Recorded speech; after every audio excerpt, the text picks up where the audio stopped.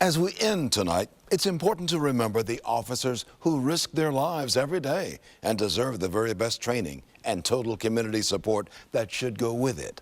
So Chief Investigator Ron Regan spent time with officers on the streets to see that training firsthand. For officers who have undergone crisis training, they will tell you how it's helped them make a difference. We're the first step in the process. It's late on a November afternoon. She climbed in her window to get in her car. Cleveland police officer Dan Day knows that at any moment he could be dispatched to a scene calling for skills he learned in crisis intervention training. When you're talking to somebody who's hearing voices or having hallucination, they can't comprehend what you're saying. It takes them a while to process what you're telling them to do. Skills he uses almost every day while patrolling Cleveland streets. You gotta listen to them, listen to what they're telling you and ask them how you can help them.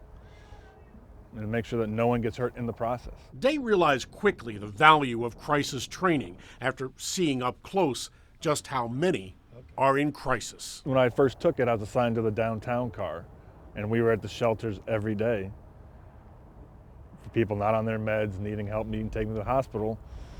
And I think my partner at the time, I said, we might as well go because we're dealing with them on a daily basis. A lot of people, the medication makes them feel worse, so they won't take it. From those who need medication to an elderly woman refusing to come out of the house so she could be helped. And we ended up talking to her for about 45 minutes. Ended up getting a supervisor there, get EMS there, and we were able to take her out and get her to the hospital. And now I do believe she's in an assisted living facility. But he also knows crisis training on the street is just the beginning. We do what we can, and hopefully the system can help them out the rest of the way. And since our investigation first began, Cleveland has now trained 577 officers and 32 dispatchers.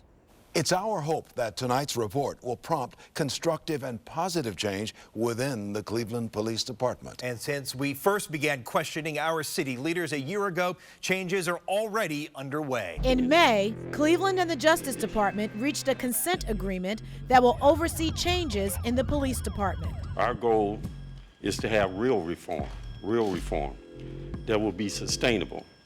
This agreement is a major step in getting us to that point. That 105-page document changed the rules for use of force, called for an independent monitor to oversee reforms, created a mental health review board to oversee police interaction with the mentally ill, and instituted a command-level position to oversee crisis intervention training. We want all our officers to be trained because, again, there are components within crisis intervention training that officers can use in everything. Specifics of that training were announced in October. They include at least 8 hours of crisis training for every officer to start, 16 training hours for new recruits, and in the end, 40 hours of training for every cop on the force. And in order to provide the proper service to the people that we serve, we have to be able to provide our officers with the training. In October, the Justice Department announced a New York-based nonprofit